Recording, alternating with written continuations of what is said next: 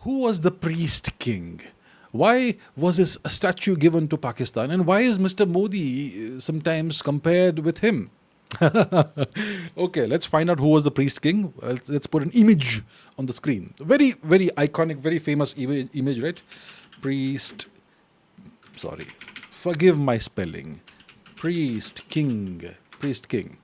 This here image, iconic image that is of a statue that was discovered in Mohenjo-daro, probably Mohenjo-daro, and very famous image. It's one of the most iconic and most recognizable images from that time period of our history, the Saraswati Sindhu phase of our history. And this is one figurine of a human being, of a person from that time, possibly, that has been discovered. And this is, for some reason, called the priest king. And there's a lot of speculation as to who this person may or may not have been. Okay, so that's the priest king. So the first question we have to ask ourselves is, was this individual a priest and a king? Was it so?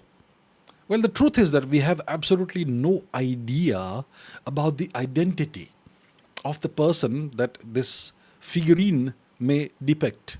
We don't know who it was. Was it a real person? Was it just a representation of a person? We don't know. Secondly, was he a priest? We have absolutely no idea. Was he a king?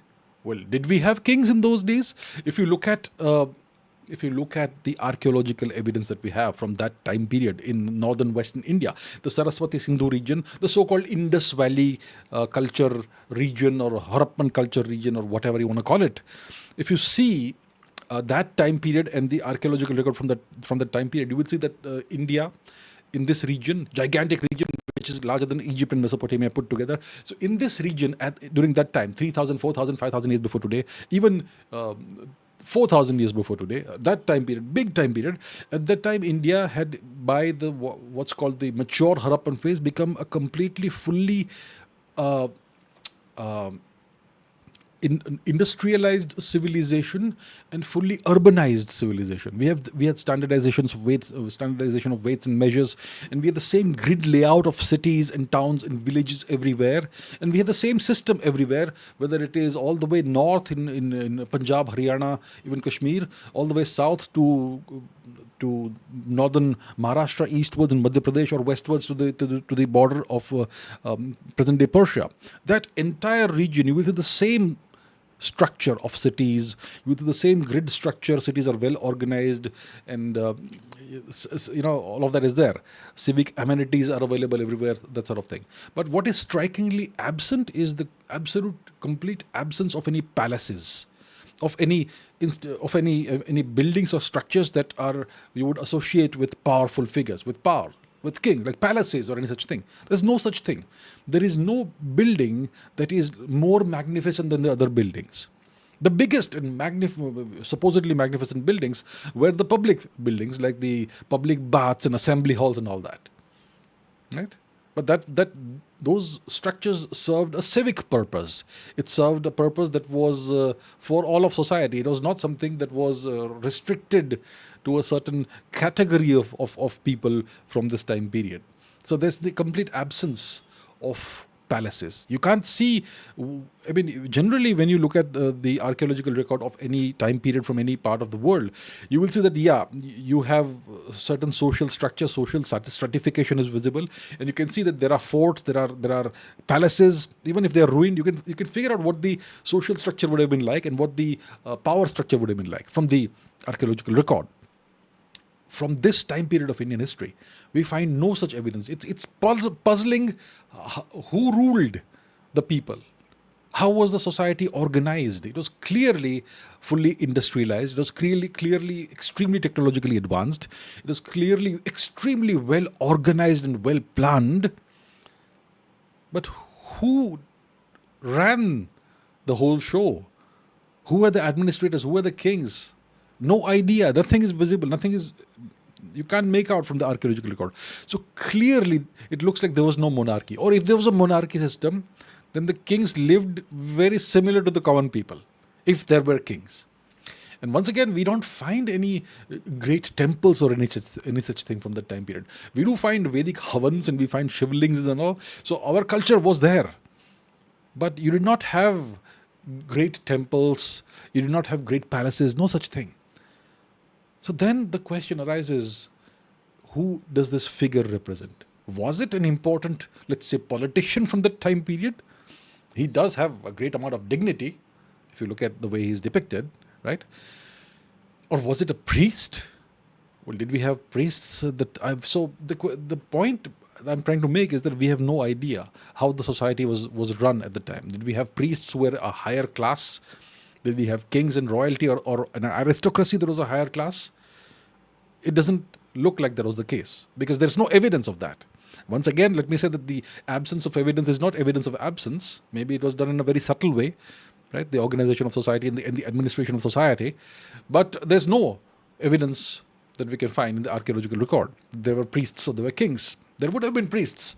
But possibly, see, one aspect of our culture, of our civilization, is that our religion, what we now call Hinduism, is extremely decentralized. We don't have any popes. We don't have any religious leaders as such. Today, these days, you have Babas and whatnot. That's a very modern phenomenon. In the past, we had people like Aditya Shankaracharya who were extremely influential, but they were influential, not powerful. They did not create this military structure. I am at the top and then I have 5 lieutenants below me, and each lieutenant will have 20 lieutenants under them, and that sort of pyramidal structure. We do not have that ever.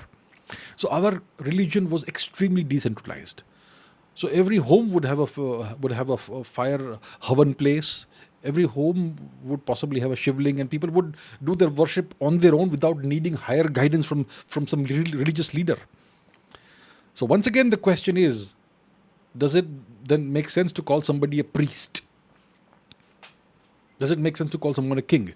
The Greeks had this ideal, they had this ideal of the philosopher king, that the most enlightened kings are philosopher kings who are not just kings who hold power, but they're also extremely wise people, philosopher-like people, that sort of thing. Maybe that has been transposed upon this figure, and that's why it's called the priest king. I'm not sure who coined this term priest king, right?